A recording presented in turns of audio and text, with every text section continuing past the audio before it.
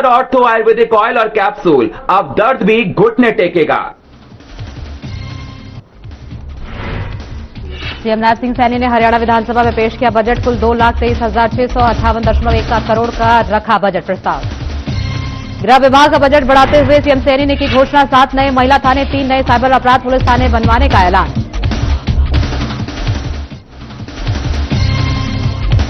पानीपत में घरेलू विवाद को लेकर 2 पक्षों में विवाद। 2 पक्षों के कई लोग हुए घायल। इलाज के लिए सिविल अस्पताल में कराया भर्ती। रेवाड़ी पुलिस ने अतिक्रमण के खिलाफ खोला मोर्चा। शहर थाना प्रभारी व्यापारियों और प्रधान के साथ की मीटिंग। दुकानों के बाहर सामान रखने पर रोक लगाने का लिया फैसला।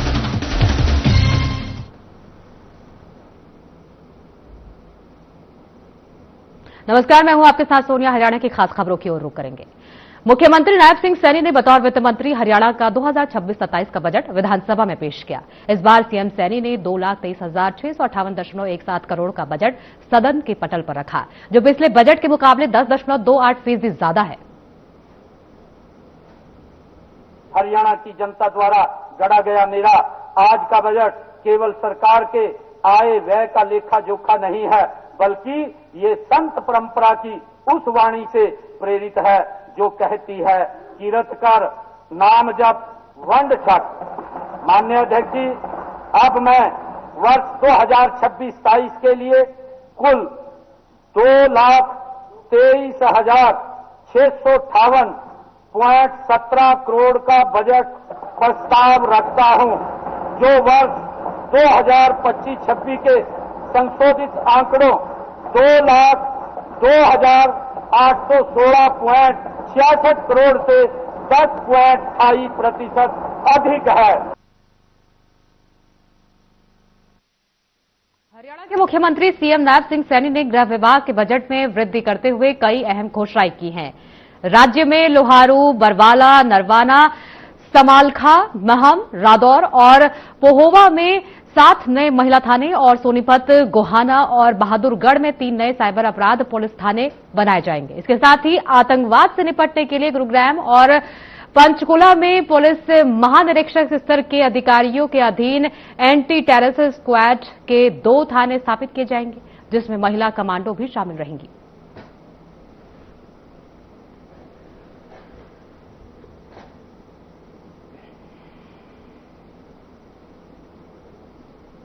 हरियाणा सरकार के बजट में स्वास्थ्य क्षेत्र के लिए कई महत्वपूर्ण प्रावधान किए गए हैं। फरीदाबाद का 200 बेड का सरकारी अस्पताल अब 400 बेड का किया जाएगा, जिससे मरीजों को बेहतर सुविधा मिल सकेगी। इसके अलावा इलाहाबाद समेत अन्य जिलों में अमृत फॉरेंसिक स्टोर खोले जाएंगे, जो फरीदाबाद समेत 8 जिलों में नए प्राथमिक स्वास्थ्य केंद्र स्थापित किए जाएंगे। साथ ही 70 साल से ऊपर के बुजुर्गों को सरकारी अस्पतालों में खून टेस्ट की मुफ्त सुविधा प्रदान की जाएगी, जिसे लेकर स्थानीय लोग बेहद खुश हैं। हरियाणा की नैब सिंह सैनी सरकार है और नैब सिंह सैनी नैब कार्य करती आई है। और बात करें स्वास्थ्य क्रांति की, जब से हमारे आरती राव जी स्वास्थ्य मंत्री बनी है, फरीदाबाद में भी एक केंद्र खुलने वाला जो मेवला महाराजपुर में है, तो इसके लिए धन्यवाद कहूंगा, क्योंकि फरीदाबाद की आबादी बढ़ती जा रही है। और सुनने में है सरकारी अस्पताल है जो बादशाह खान का 200 बेड का हुआ करता था, 200 बेड और इंक्लूड किए जा रहे हैं इसमें, माता शिशु वाले 400 बेड का हो जाएगा। तो ये स्वास्थ्य क्रांति है और फरीदाबाद जनता से कहूंगा इसका स्वागत करें दिल खोल के।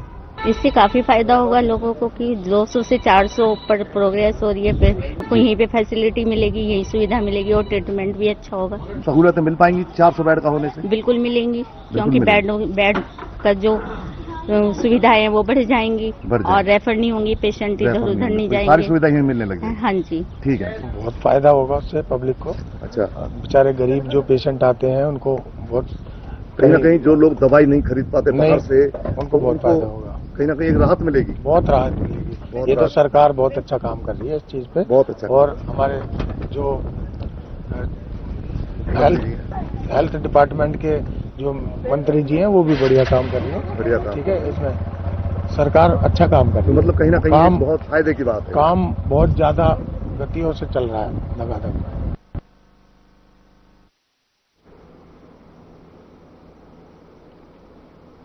फरीदाबाद के तिकोना पार्क स्थित व्यापार मंडल में विभिन्न व्यापारी संगठनों ने संयुक्त रूप से होली मिलन कार्यक्रम का आयोजन किया। इस दौरान व्यापारियों ने एक दूसरे को रंग बिरंगे चुनियां पहनाकर सम्मानित किया और मिठाई खिलाकर होली की शुभकामनाएं दी।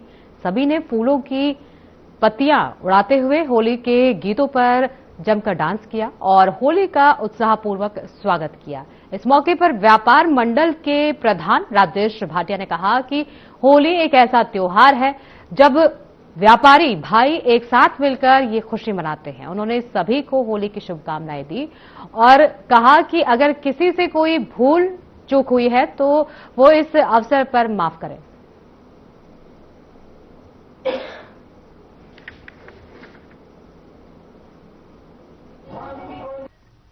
मैं व्यापारी वर्ग का सबका धन्यवाद करता हूं, चाहे वो पंचकुला रोड वाले हैं, चाहे वो हमारी एसोसिएशन हार्डवेयर वाले हैं, चाहे वो बिजली बोर्ड बिजली वाले हैं और चाहे स्टील वाले हैं, या ओल्ड फरीदाबाद से या सराय से जो हमारे प्रधान आए हुए हैं। तो उन सबका बहुत बहुत धन्यवाद करता हूं कि वो व्यापार मंडल का हमारे को हर टाइम सहयोग देते रहते।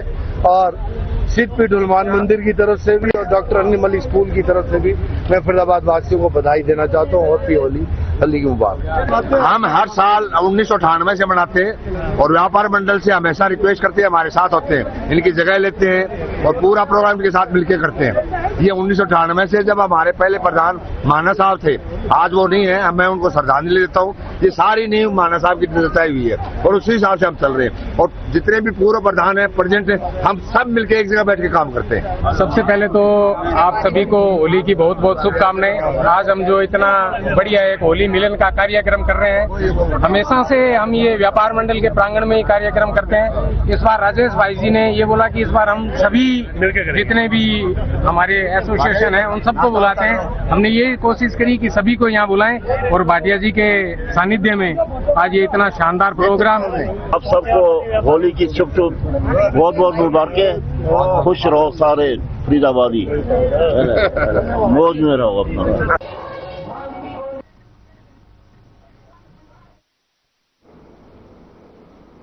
पलवल के लघु सचिवालय में 15 दिन के लिए मोबाइल पासपोर्ट सेवा शुरू हुई है। स्थानीय लोग नए पासपोर्ट और रिन्यू के लिए आवेदन करने पहुंचे हैं। जिला उपायुक्त हरीश वशिष्ठ ने लोगों को सुविधा की जानकारी दी। अब पासपोर्ट के लिए दूर दिल्ली या फरीदाबाद जाने की जरूरत नहीं, मोबाइल सेवा से सुविधा मिल रही है।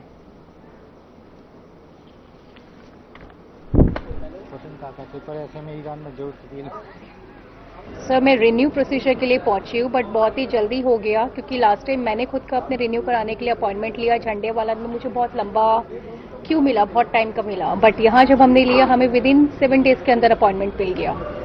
और जगह जो सेंटर्स हैं वहाँ बहुत लंबा टाइम दिखा रहे हैं हमें। सब बिल्कुल बेनिफिट मिल रहा है। अभी हमने हाफ डे का लीव लिया है, दोनों वर्किंग है, हस्बैंड वाइफ, 40 मिनट्स में हम लोग आ गए। अदरवाइज मुझे दिल्ली का कहीं पे मिलता 2.5 घंटे मुझे जाने के लगते, 2.5 घंटे मुझे आने के लगते, 45 मिनट 50 मिनट एक क्यू में लगता। तो यहाँ पे क्राउड भी अभी कम है, टाइम सेविंग है, प्लस फास्ट मुझे अपॉइंटमेंट मिल गया। आज से 15 दिन के लिए यानी 17 मार्च तक ये पासपोर्ट व्हीकल यहाँ पलवल में रहेगी। तो जिस व्यक्ति को भी अपना पासपोर्ट से संबंधित कोई समस्या है, उसको रिन्यू करवाना है या नया पासपोर्ट बनवाना है, तो वो यहाँ करके अपना पासपोर्ट बनवा सकते हैं। ये सुबह 9 बजे से लेकर 2:30 बजे तक व्हीकल यहीं पे रहेगी। इसके लिए ऑनलाइन बुकिंग भी कर सकते हैं और डेली 50 का टारगेट इन्होंने रखा है। तो पूरे पलवल वासी जो भी अपने पासपोर्ट से संबंधित कोई काम करवाना चाहते हैं वो सुबह 9 से 2:30 बजे तक यहाँ आके करवा सकते हैं। देखिए, ये अच्छा इनिशिएटिव है, पहले भी हो चुका है ये। आमतौर पे लोगों को ये रहता है कि भाई मैं ज़्यादा दूर ना जाना पड़े और अगर जा रहा हूं तो भी मेरी चीज़ें आसानी से हो जाएं, तो वो फैसिलिटी प्रोवाइड करने के लिए मोबाइल वैन का हमने शुरुआत किया है। ये पहले भी हो चुका है और ये अलग अलग डिस्ट्रिक्ट्स में जाता है। तो ये कुछ टाइम के लिए पलवल के लिए, जैसे और भी डिस्ट्रिक्ट्स में जाएगा फ्यूचर में।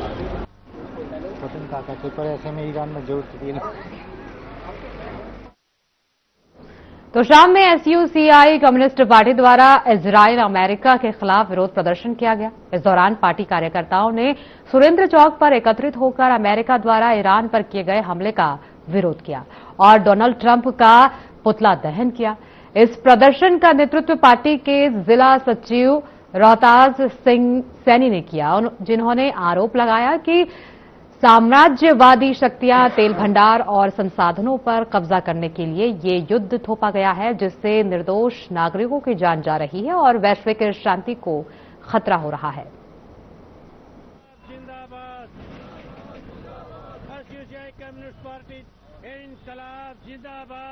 आज हमने ये अमेरिकी राष्ट्रपति डोनाल्ड ट्रंप और इजराइल के राष्ट्रपति नेतन्याहू का पुतला फूंका है। उन्होंने जबरदस्त नाजायज तरीके से ईरान के ऊपर हमला करके ईरान के चुने हुए राष्ट्रपति की जो हत्या की है, ये हत्यारा है, दुनिया का सबसे बड़ा जुल्मी शासक है। इसलिए हम आज हमारे भारत में भी उनके समर्थन में और अमेरिका के राष्ट्रपति का पुतला चढ़ाया है, क्योंकि ये पहले वेनेजुएला के राष्ट्रपति को उठा के ले गया, अब ईरान पर हमला किया, कल किसी और पर हमला करेगा। ये तेल के भूखे जंगखोर गरीब आदमियों को तेल बेचने, महंगा तेल बेचने के लिए ऐसा कार्य कर रहे हैं। इनकलाब जिंदाबाद, अमेरिकी। फरीदाबाद के सैनिक कॉलोनी में खेलते समय एक 2.5 साल का बच्चा पानी के टैंक में गिर गया, जिसके चलते उसकी दर्दनाक मौत हो गई। बता दें कि घटना के समय माता पिता मजदूरी पर गए थे और बच्चा बड़े भाई बहनों की देखरेख में घर पर था, लेकिन नजर चूकते ही उसे मौत निकल गई। फिलहाल मृतक बच्चे के शव का पोस्टमार्टम कराकर उसके परिजनों को सौंप दिया गया है। तो वहीं बच्चे के पिता ने इस मामले में किसी का कोई दोष नहीं ठहराया। उन्होंने कहा कि ये हमारे बच्चों की अनदेखी की वजह से हुआ है।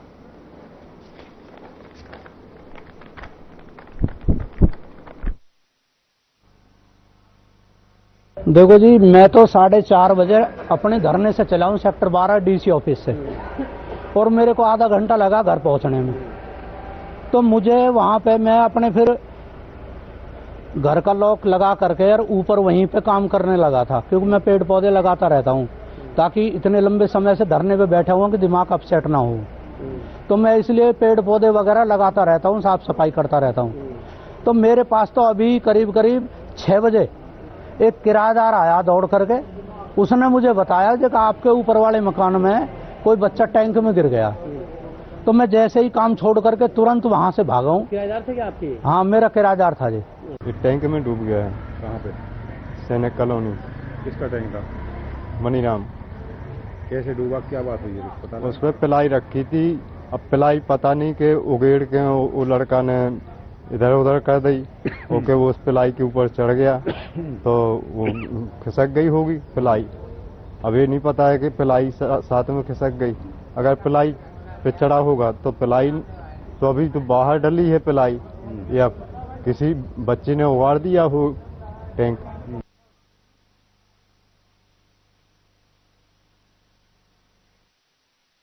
पानीपत में घरेलू विवाद को लेकर दो पक्षों में झगड़ा हुआ। दोनों तरफ से कई लोग घायल हुए और उन्हें सिविल अस्पताल में भर्ती कराया गया। झगड़ा बेटी की शादी और ससुराल पक्ष की हरकतों को लेकर हुआ था। लड़की पक्ष पंचायत लेकर पहुंचा तो ससुराल पक्ष ने हमला कर दिया।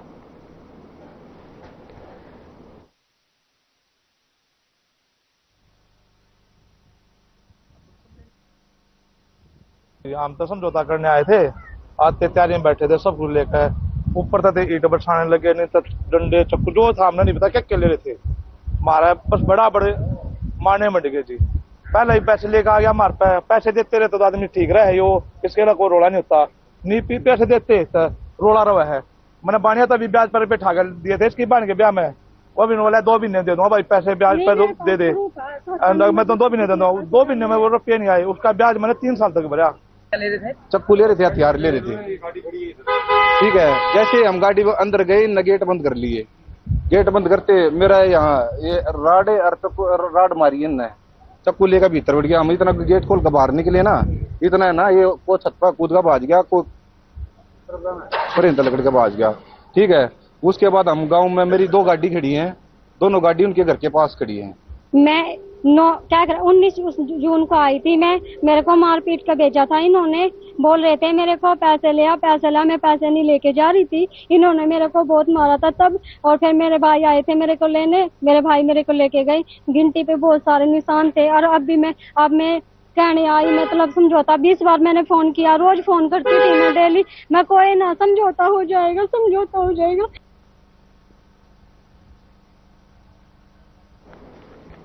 यमुनानगर में खनन माफियाओं ने 2 तथाकथित पत्रकारों को बंधक बनाकर उनके साथ जमकर मारपीट की। वहीं दूसरी ओर खनन से जुड़े लोगों ने इस तथाकथित पत्रकार पर ब्लैकमेलिंग के गंभीर आरोप लगाए हैं। बता दें कि मामला प्रतापनगर क्षेत्र के कोहलीवाला गांव का है। तो वहीं इस पूरे घटनाक्रम के बाद प्रतापनगर थाना में सरपंच प्रतिनिधि अमित और कई अन्य कर्मचारियों के खिलाफ विभिन्न धाराओं में मामला दर्ज किया गया है, जिस पर सरपंच एसोसिएशन थाने पहुंचकर निष्पक्ष जांच की मांग कर रहा है।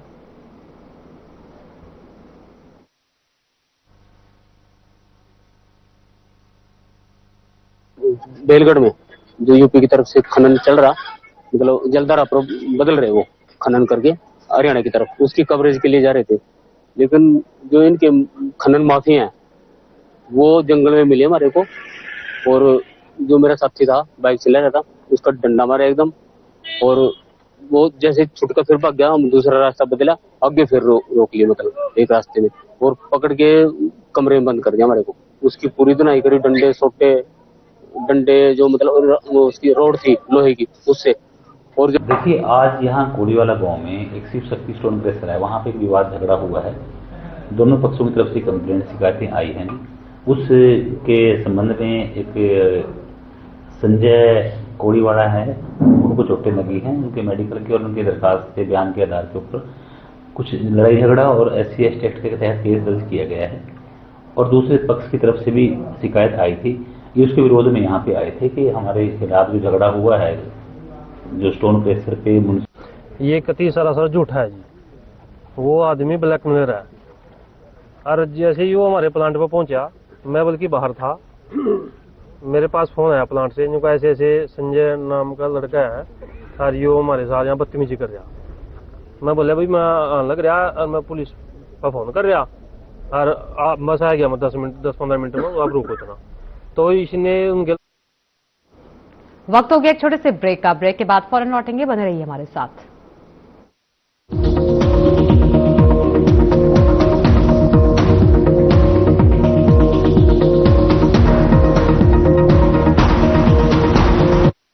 चुलबुला पर जिसकी हर बात में खुल जाए, मेरी जैसी मेरी अपनी पताका चाय, गजब का स्वाद। अब भी मजा आएगा ना वीडियो।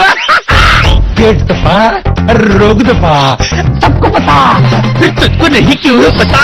अरे पेट दफा, रोग दफा, एक कुछ पल तुम्हारे साथ बिताए हुए पल मेरे साथ रहेंगे जिंदगी भर। LIC से मिले बीमे की रकम ने ही मेरे नए काम की शुरुआत को मुमकिन बनाया। कुछ पल का साथ बन जाता है जिंदगी भर का साथ। LIC, हर पल आपके साथ। क्या रंग खिला, क्या रूप सजा, मैंने ही नहीं दुनिया ने कहा।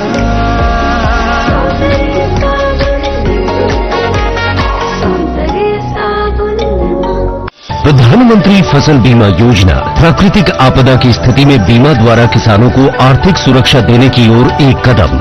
बढ़ता है विश्वास जब मिलती है सहूलियत। मेरी पॉलिसी मेरे हाथ। PM फसल बीमा योजना से करीब 2 लाख करोड़ रुपए क्लेम के रूप में किसानों को मिले। मेरा नाम सुनील है, हरियाणा डिस्ट्रिक्ट से बिलोंग करता हूँ। मेरे पास 12 एकड़ जमीन है। अब की बार मैं टोटल नुकसान मानता हूँ मौसम परिवर्तन का, कीटों के कारण लगभग 50% नुकसान हुआ है। ये फसल बीमा स्कीम बहुत ही बढ़िया स्कीम है। पिछली बार किसानों की 100% कॉटन खत्म हो गई थी, तो कंपनियों ने बीमा दिया है, किसानों को कुछ ना कुछ भरपाई हो गई जी। मैं तो चाहता हूँ हर किसान को बीमा करवाना चाहिए। मेरी पॉलिसी मेरे हाथ अभियान के तहत बीमा कंपनियां पहुंचा रही हैं आपकी फसल बीमा पॉलिसी आपके द्वार। अपनी फसल बीमा पॉलिसी की जानकारी लेने के लिए गाँव में आयोजित शिविर या फसल बीमा पाठशाला में जरूर आए। फसल बीमा से संबंधित जानकारी के लिए हेल्पलाइन नंबर 14447 पर कॉल करें। फसल बीमा कराओ, सुरक्षा कवच पाओ।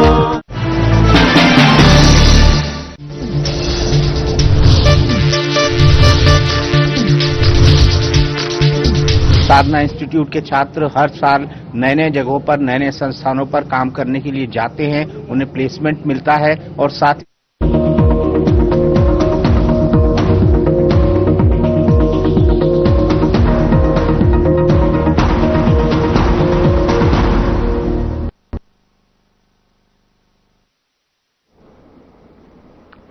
खबरों में आगे बढ़ेंगे। बजट पेश होने के बाद सीएम नायब सिंह सैनी से खास चर्चा की हमारे सहयोगी ने। इस खास चर्चा में क्या कुछ खास कहा, आइए आपको सुनाते हैं। हरियाणा के वित्त वर्ष 2026-27 का आम बजट आज हरियाणा विधानसभा में पेश हो गया। हरियाणा के मुख्यमंत्री नायब सैनी, जिनके पास हरियाणा वित्त विभाग का प्रभार भी है, उन्होंने इस बजट को जो है पेश किया गया। इस वक्त मुख्यमंत्री नायब सैनी हमारे साथ हैं। सर, बीजेपी के कार्यकाल का लगातार 12वां बजट और आपके कार्यकाल का दूसरा बजट पेश किया गया है। करीबन 3 करोड़ की पॉपुलेशन है। केंद्र की मोदी सरकार की तर्ज पे विकसित हरियाणा 2047 का भी टारगेट रखा गया है। तो बजट में क्या कुछ खास रहेगा कि हम 2047 तक 1 ट्रिलियन की इकोनॉमिक बन जाएंगे?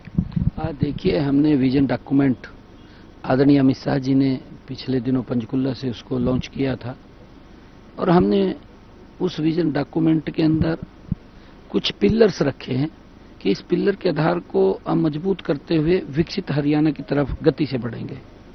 ये बजट भी उस विकसित हरियाणा जो आदरणीय प्रधानमंत्री जी ने कहा कि विकसित भारत में उन्होंने 4 पिलर्स दिए। उन्होंने एक कहा किसान को सशक्त करना, महिलाओं को सशक्त मजबूत करना, युवाओं को मजबूत करना और गरीब का उत्थान करना।